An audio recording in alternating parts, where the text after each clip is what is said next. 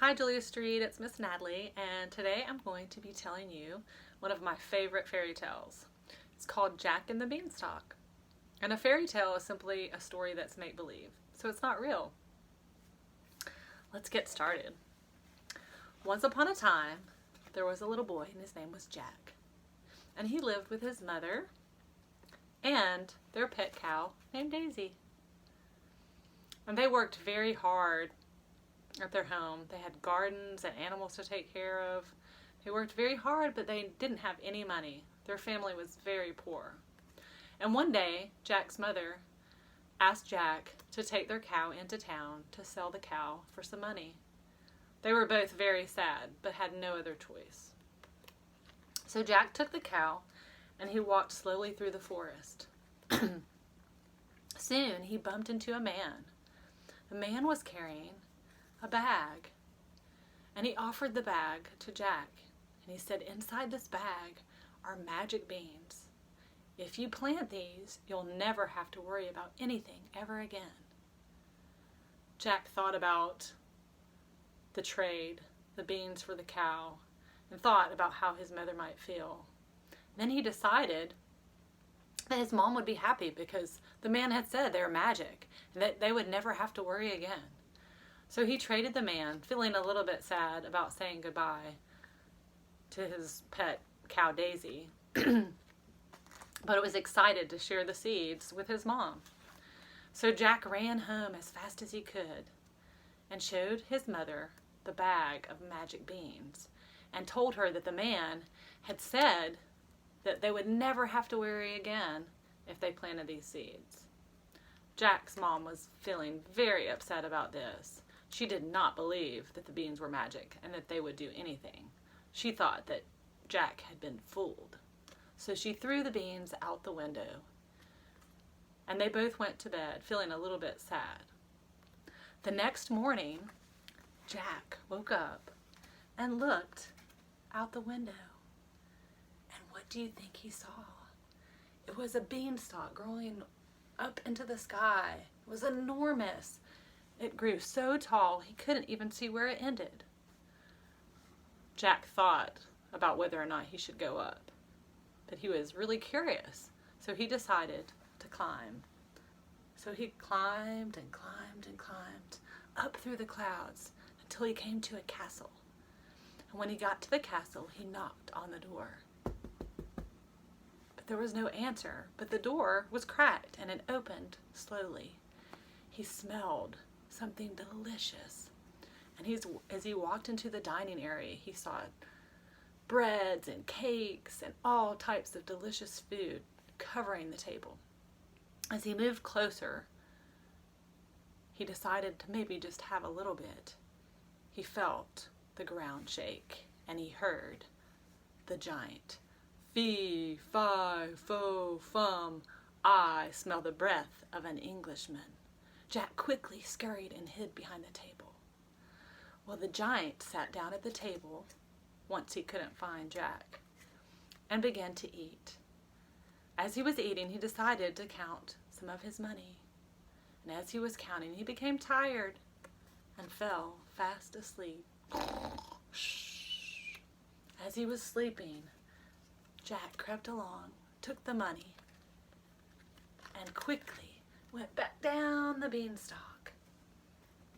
He brought the money bag to his mom and told her about the beanstalk and how he had climbed to the top and that there was a giant living there, but that he had gotten this money and that they wouldn't have to worry anymore.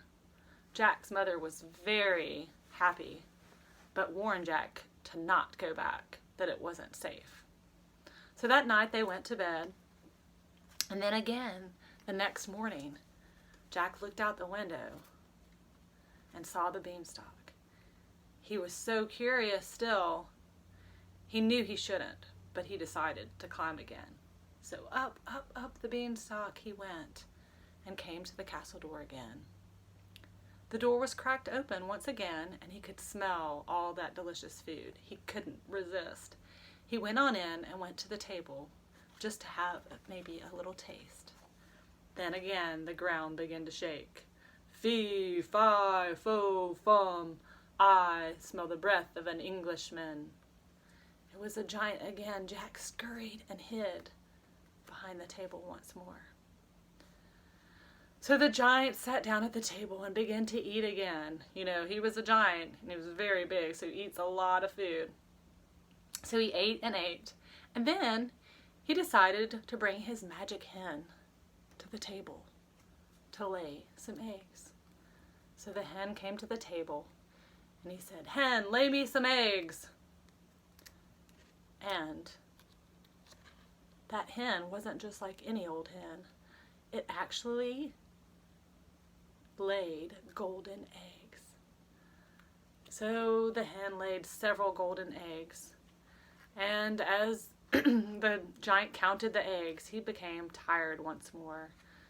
And once he was asleep, Jack crept out from behind the table once more, grabbed the hen and the golden eggs, and quickly climbed back down the beanstalk.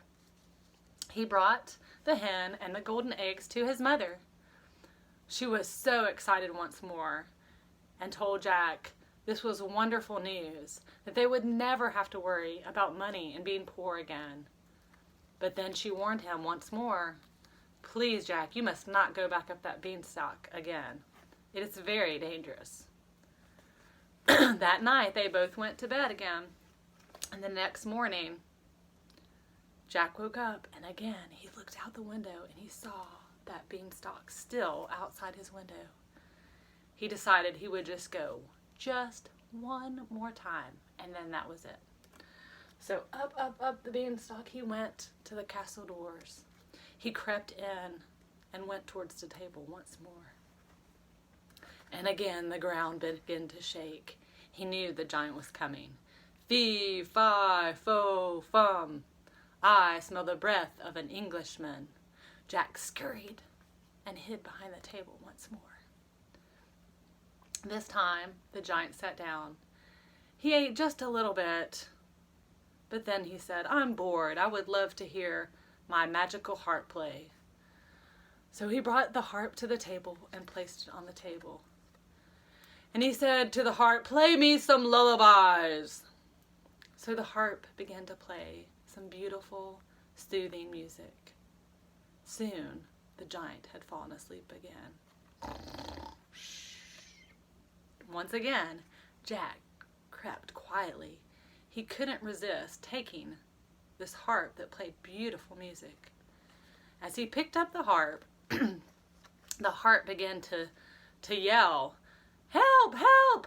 Somebody's taking me!"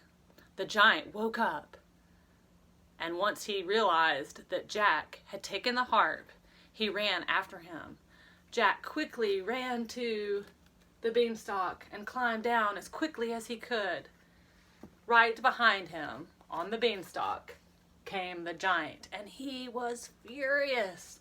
Jack went as quickly as he could all the way to the bottom.